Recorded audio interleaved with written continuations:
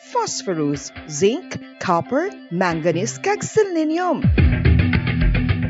Isa ini sa mga source ang high quality protein nga nagaunod sang siyam ka importante nga mga amino acids nga kinahanglan sang lawas sang tawo. Nagaunod man ini sa antioxidants nga maayo para sa atay. Apang ang pagkaon sang talaba ang mayaraman sa mga risgo. Bangod nagaunod ini sa mataas nga amount sang zinc nga delikado sa kalawasan kon masobrahan. Ang pagkaon sini nga hilaw ang makatugaman sang bacterial infection kag makatugas sang diarrhea, pagsuka, hilanat kag iban pa nga seryoso nga kondisyon. Gani sa pagkaon sang talaba, kinahanglan hagan-hagan lang. Oral disease, nagapadayon nga seryoso nga public health problem sa Pilipinas. Ang prevalence sang dental caries sa mga permanent teeth ang nagapabilin nga mataas sa 90% throughout the years. About 92.4% sa mga Filipinos ang may tooth decay, kag 78% ang may gum disease o kon periodontal diseases, santo sa report nagikan sa DOH. Bisan pa nga ini ang preventable o kung matapna, ini nga balatian ang nagapikto sa halos kada Filipino at one point or another sa iya nga pagpangabuhi. Ang pagpractice sang good oral kag dental hygiene kaangay lang sa paghalong kag pagtatap mo sa imo kaugalingon. Nagatap na ini sang bad breath, tooth decay, gum disease, resulta ang healthy nga baba. Ang healthy nga baba o kon mouth, maayo nga indicator nga maayo man ang imo lawas. Gani halungan gid ang aton nga dental health. San o ikaw ulihi nga nag-ilis ang sponge nga ginagamit mo sa paghugas sa mga kitchen utensils? Ang kitchen sponge, mga kabombo, ang mas mahigko pa sa toilet. In fact, ginpahayag sang microbiologists nga ang mga butang nga ginagamit naton sa pagtino sa mga dishes ang pinakahigko nga bagay sa balay. Sa isa ka pagtuon nga na-publish sa journal nga Scientific Reports, ang spongy bacterial colonies ang mas delikado sa aton ikaayong lawas. Bangod sini, ginarekomendar sa mga researchers nga dapat islan ang sponge kada simana. Ang kitchen ang lugar sa aton balay kung sa diin nagasugod ang mga new bacteria. Bangod sa human traffic kag food preparation. Bangod ang sponge ang masami nga warm, mabasa kag matrace ang old food. Ini ang ideal nga breeding ground para sa bacteria. Suno sa pagtuon, maayong idea nga tinluan ang sponge kada tapos gamit. Apang ginasuggest sa mga researchers nga regular nga islan ang kitchen sponge. Ang kitchen ang lugar sa aton balay kung sa diin nagasugod ang mga new bacteria. Bangod sa human traffic kag food preparation. Bangod ang sponge ang masami nga warm, mabasa, kag may trace ang old food. Ini ang ideal nga breeding ground sa para sa bacteria. Suno sa pagtuon, maayong idea nga tinluan ang sponge kada tapos gamit, apang ginasuggest sa mga researchers nga regular nga islan ang kitchen sponge. Yari na ang isa sa nakapabaylo kag nakabaton sang brand new radio set with AM and FM band kag 1,000 pesos cash. Nagikan sa Bombo Radio Bacolod. Ko si Anisito Delicano, taga Libertad Extension, Bacolod City. Nagbabaylo ko sang radyo nga ginatag sapon sang Action Radio kay nagaungot sa ilalang estasyon. Hindi ko kapamati sang iyasang bumbo, mga lapit naman sa katuig ni nga ginatag nila sa akon. Amo na mo lang ni ang imo nga mamatian ang Action Radio lang. Amo ini nga radyo ang ginapangatag nila. Gindala ko di sa bumbo kay pabayluan ko sang iyasang bumbo nga radyo nga wala sa ungot sa isa lang ka estasyon. Kag manami kay bag-o, kag wala guba, may suga pa. Kag ang 1,000 nga ginatag sang bumbo, napasalamat gid ko kay may nagbakal na kusudan. Sing una ga vendors ko ti kay ginkakasama kami sa Libertad, di way nakukuan sa balay na lang ang akon bata ang mga nagasuporta sa akon. Bakal ko bulong ko may may apo ko kag taas akon sugar. Nga pasalamat gid ko sa Bumbo Radio sang ginatag nila nga 1,000 kag ang radyo. Salamat gid. Basta Radio Bumbo number 1.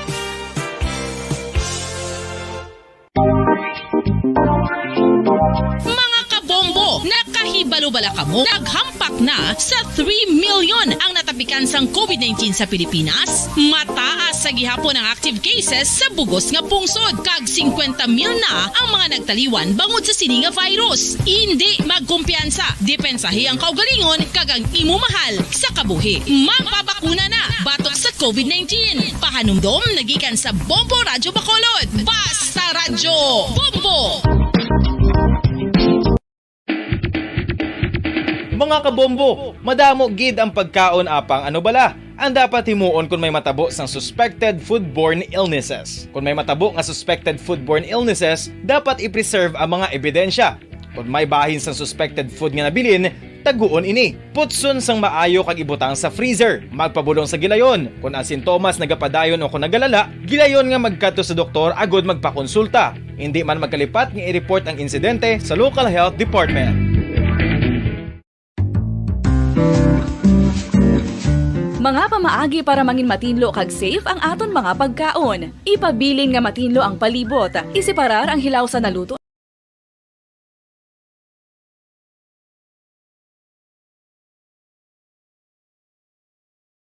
At mabilis maghatid ng mga balitang siksik at malaman. Patuloy na nangunguna sa mga issue, drama, promo at serbisyo publiko. Ito ang Bombo Radyo Bacolod, ang pambansang radyo ng Pilipinas. Basta Radyo Bombo! Philippine Standard Time, 21 minutos na nakalipas sa takna alas 5 sa hapon. Bombo Radyo Bacolod. Number 1! Basta Radyo Bombo! Maayong hapon, syudad sang Bacolod, kabugusan nga probinsya sa Negros Occidental, bugos nga Pilipinas, kag bugos nga kalibutan. Yari naman ang pagdulong namon sa inyo sa madalalag ko, bag-o, mainit-init pa nga mga balita diri sa Bombo News and Views Afternoon Edition. Subong adlaw Webes, petsa 10 sa bulan sang Pebrero 2022. Mga kabombo, una kita sa aton si mga headlines.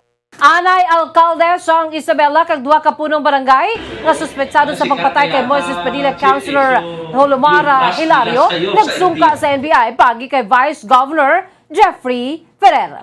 Bacolod City Police Office nagpasalig nga ginaimbestigaran ang pagpatay sa miyembro sang Aki Quadra Robbery Group nga ginpatay sa barangay Villamonte. Samtang biktima nga si Arian Mark Salaver may pila ka mga kaso sang hold-up kag anti-illegal drugs sa pila ka barangay diri sa syudad sang Bacolod. Ibi magalon ang Municipal Police Station wala pa sang suspetsado sa pag-salvage kay Julius Dumipig nga ginabdak sa syudad sang Bacolod. Malapit 4,000 ka mga pumuloy sa banwa sang Kawayan nga nagubaan sang balay bangod sang bagyong Odette nakabaton sang roofing materials nagikan sa provincial government. Mga magkahagugma sa Australia, mas may kahilwaya na nga magselebrar sang Valentine's Day kadungan sang paghalog sang gobyerno sang restrictions. Philippine Standard Time, 24 minutos na nakalipas sa takna alas 5 sa hapon. Naboyad tong aton si mga headlines. Kagkaroon, lito na kita sa mga detalye na. Sa ato nagapunang mga balita, upod sa inyo sining mga tagbalita. Bombo Zaldi Foro II kag Bombo Jazz de Jesus Madrigal. Sa mga detalye na sa ato nagapunang balita, nagsungka subong hapon sa Office of the Vice Governor sa probinsya sa Negros Occidental ang anay alkalde sa Banwa sa Isabela kag duha ka punong barangay nga may warrant of arrest sa kaso nga murder. Ang mga nagsungka sa tatapan ni Vice Governor Jeffrey Ferrer, amo sanday former Isabela Mayor Joselito Malabor, kasubuman sanday punong barangay Ami Luxin, sang barangay Sinokawan, kag punong barangay Arman Cordero, sang barangay may tubig sa Banwa sang Isabela. Ang mga ini ang ginagdaan sang o kung gindagdagan sang kaso nga murder angon sa pagpatay kay Moises Padilla Councilor Holomar Hilario sa tong Marso 31 sa tuig 2019 antes mamansadto ang 2019 elections. Manumduman nga madamo man sa mga municipal councilor ang naangon sa kaso kalakip na si Moises Padilla Mayor Ella Yulo kung saan iban sa mga ini ang nagpiansa kay iban ayara sa kustudiya sa National Bureau of Investigation o NBI. Kaupod man sa mga nagsungka ang ila legal counsel nga si Attorney Joe Max Ortiz sunod sa kay Vice Governor Ferrer nagtawag ang mga ini nga luyag nila nga magsungka sa Office of the Vice Governor kag luyag man sa mga ini nga sa idalom sa NBI kustudiya. i-kustodiya. Bukas naman ang opisina ni Ferrer sa mga kaangay nga sitwasyon kag napagkamaayo nga ginasaligan ini sa mga suspetsado. Nagpasalig naman ini nga bukas sa iyatal tapan sa mga kinahanglan sa suporta, kinahanglan sa bulig, kasubong man ang pag-facilitate sa mga kaangay sini nga sitwasyon. Of course, pinabatot na tayo because may mga warrant of arrest sila. There's a previous case, Harriman together with the lawyer, Attorney Jomax. Ang office ng Vice Governor niya actually na ilanlanon ang supporter or ilanlanon sa pagpulit or ilanlanon sa pagpacilitate, especially sa amuning mga pasyon. Ang kamay sa pagpayag ni Negros Occidental Vice Governor Jeffrey Ferrer.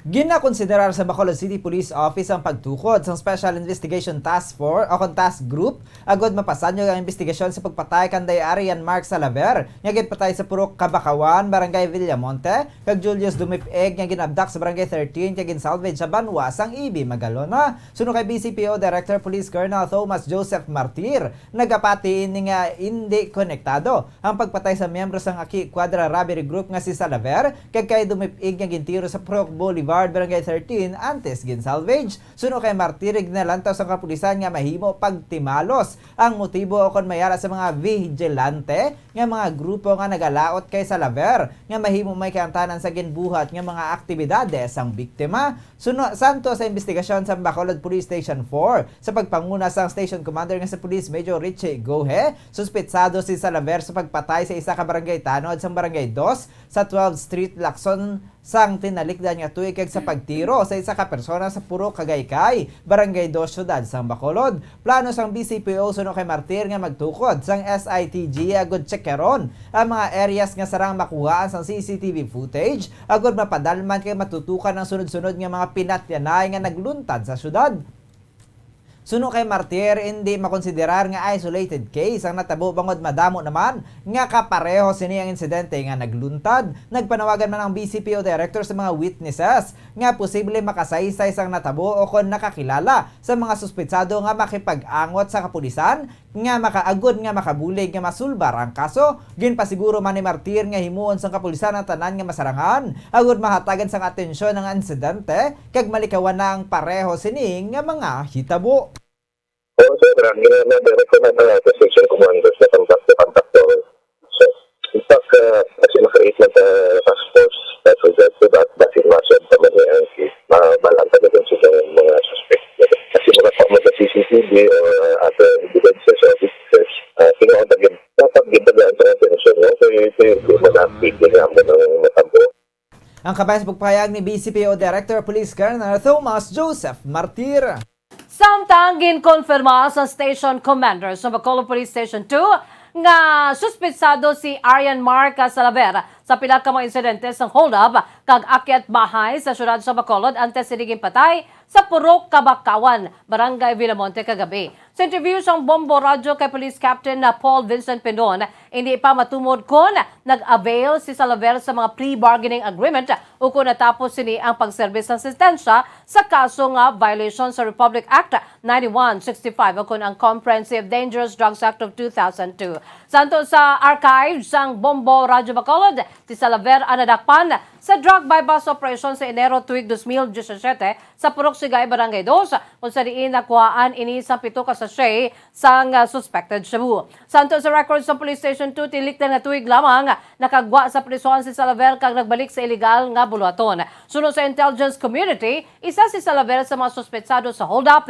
akyat bahay kag shooting incident base man sa description nga ginahatag sa mga witnesses. May nagapanugid man nga siga si alias Jok sa Purok Kagaykay kag Purok Sigay, Barangay 2, kung sa diin gina-hold up niya ang nagasulod nga pangayaw nga nagabakal sa druga. Sa karon, wala sang standing warrant of arrest si Salaver sa Police Station 2, bangod wala sang biktima nga porsigido nga magpasaka sang kaso apang nakasuhan ini sa Police Station 7 sa bahin sang robbery kag wala pa nakagwa ang warrant of arrest. Ginalantaw si Pendon o kung ginalantaw ni Pendon nga mahimo nga naghihipos lamang ang mga biktima nga iyagin daog-daog bangod na hadlok kabalikan o kung halita ng ilang pamilya apang subong na nagtimalos. Kasi siga na din sir mo sa may compound, sa may sigay, harap lang sunod nila sa mga tao dahil mga informant natin na ang mga ang bisan sa barangay ito gani nga ang barangay officials gamban nga kung may magsulod na bala ng mga pangayaw sa lugar nga ang purpose is mong makalbas ang droga, ginapangulot up nila o katungkol ng Black Joke. Ang kamay sa pagpag ni Police Captain Paul Vincent Pendon, ang Station Commander sa Bacolod Police Station 2.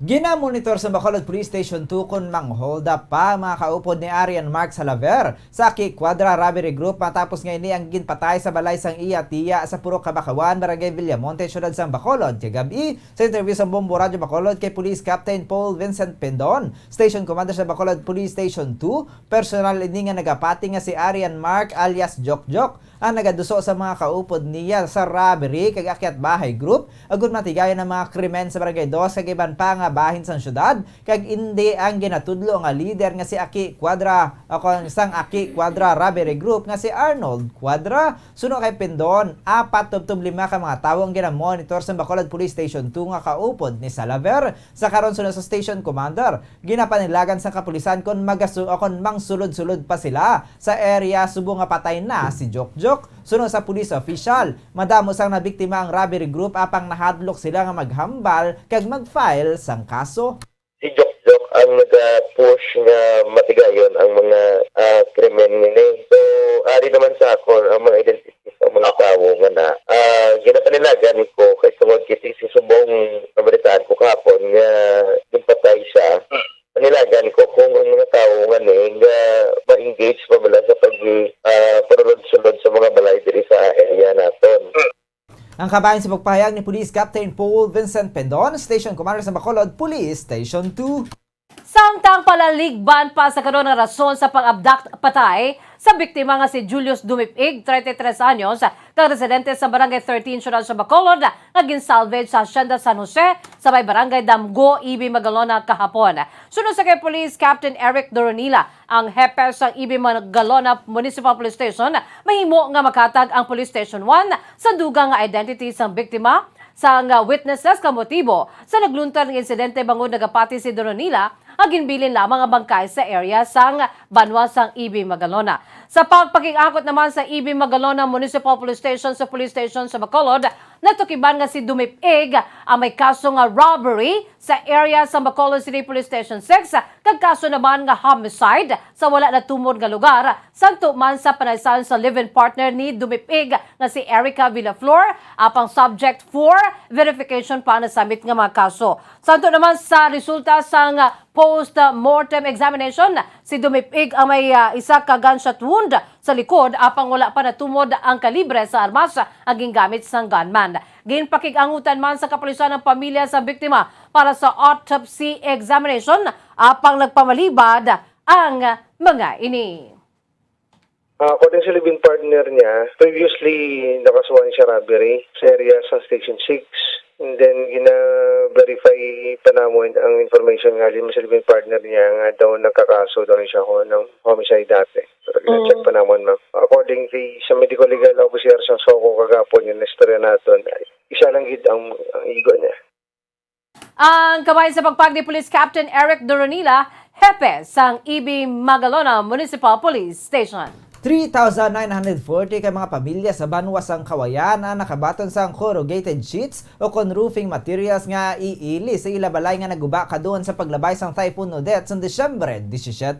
Ang corrugated sheets ang ginbakal sang provincial government sang Negros Occidental kag iban pa nga mga donors kung sa diin ginapangunahan ni Governor Bong Lacson ang distribution kay nasang aga. Sa interview sang Bombo Radio kay Lacson, mga residente sang Banwa sang Kanduni ang masunod nga makabaton sang roofing materials apang diri na magatapos ang distribution bungod maubos na ang ginbakal nga materyales bungod sinisugura na sang Kapitolyo ang pag-distribute sang cash assistance sa mga survivors sang bagyo. Suno kay Lacson, wala na sang problema sa ayuda nagikan sa National Housing Authority, gani ini ang paggagamiton na sarang naman nga ma-utilize ang pondo nagikan sa Bureau of Treasury matapos nga maka-distribute sang financial assistance ang tagsa ka local government units. nagalaom naman ang gobernador nga wala sang duplication. Agod nga makabaton ang tanan nga apektado. Nagpasalamat man ang Chief Executive sa ayuda nga ginhatag sang provincial government sang Isabela. Malapit 2 ka bulan numalin sa naglabay ang bagyong Odette. Aminado ang gobernador nga mas okay na ang kahimtangan sa karon sa mga pumuluyo sa Southern Negros. Na-restore naman ang supply sang kuryente sa 85-86% sang franchise area sa Negros Occidental Electric Cooperative kag target nga makompleto ini sa katapusan sang subong nga bulan. I came from Kawayan because ito naman taga-distribute mga 3,940 recipients, no? Magapon, these are the corrugated sheets that inpunduhan sa province and at the same time may arata mga donation from the private sector. Next will be Canduni. After that, ubos na ang atong corrugated sheets. We will now start distributing the financial assistance. Ang kabansbog payag ni Negros Occidental Governor Eugenio Jose Bong Lacson. Samtang all systems go na ang city government sa Bacolod sa rollout ng COVID vaccination sa bahin sa mga kabataan nga nag-edad 5 tubtob 11 anyos sa maabot nga Pebrero 14, Valentine's Day. Sa interview siyang Bombo Radyo sa kay Bacolod Emergency Operations Center Executive Director Emang, ginalauman nga mag-aabot ang Pfizer vaccine anuman nga oras buwas. Sa karon wala pa official notice of shipment apang naglaom ang EOC sang hindi magnubo 10,000 ka doses nga maigo naman sa 10,000 ka mga kabataan.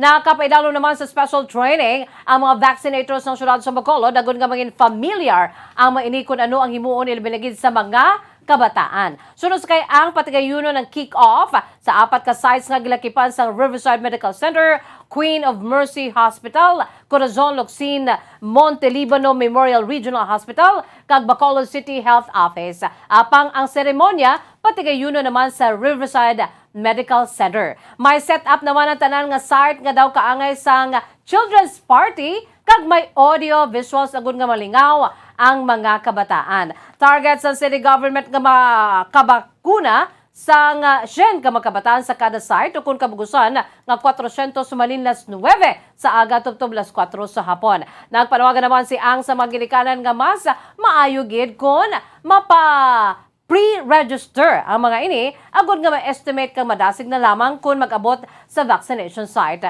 Sunod sa EOC Executive Director, ginalauman nga mas madamo ang tao sa vaccination site apang mabuhin-buhinan ng crowd kung napa-pre-register na nga daan o kung napa-pre-register na ang mga kabataan. At this point, kinanglan, mas mayugit nga mag-pre-register sila para nga ma-estimate na ang dapat nga i-prepare sa nga vaccines at the same time wala labot sa mapa-pre-register sila ang information sa kabataan ara nang daan sa database so mas madasig maglabot na sa vaccination site at the same time mapa-practice na gid ang distancing kay ma-estimate naton kung pila lang katawo ang dapat ara sa mga vaccination sites naton on the day. Ang kamay sa pagpayag ni Bacolod City Emergency Operations Center Executive Director M. Ang.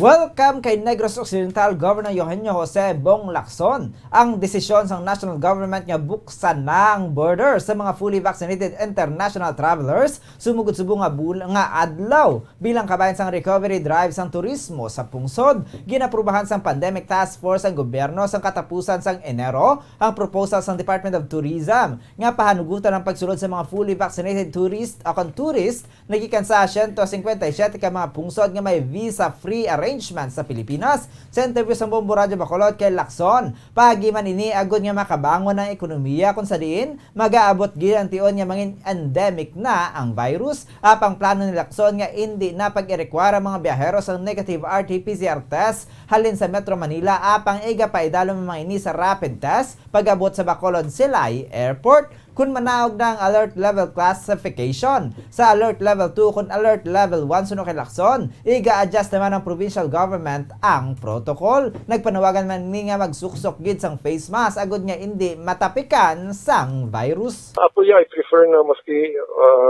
matagaan sila rapid test lang upon arrival. For those that are fully vaccinated, remember before we were already practicing that protocol. Na if you're fully vaccinated, vaccinated, you don't even have to show any RT-PCR negative result, no? Ang kabayan sa pagpayag ni Negros Occidental Governor Eugenio Jose Bong Lacson. Samtang luyag naman sang gobernador nga magapabilin ang Negros Occidental sa Alert Level 3 tubtob sa Pebrero 28. Suno kay Lacson, ginalauman na ang selebrasyon sa mga tawo bangod election season kag mabudlay i-control ang crowd kung sa diin hindi na masunod ang social distancing. Suno sa gobernador, ginapaabot na ang involvement sa mga pumuluyo kung nagahilapit na ang piniliay.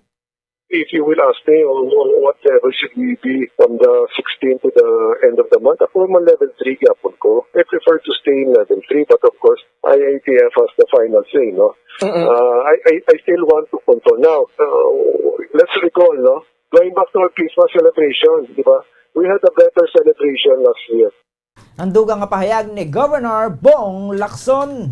Samtang sa araw kanapusan nga balita liton kita sa international news sa bahin sang pungsod Australia sa aton sini nga Valentine's Day around the world.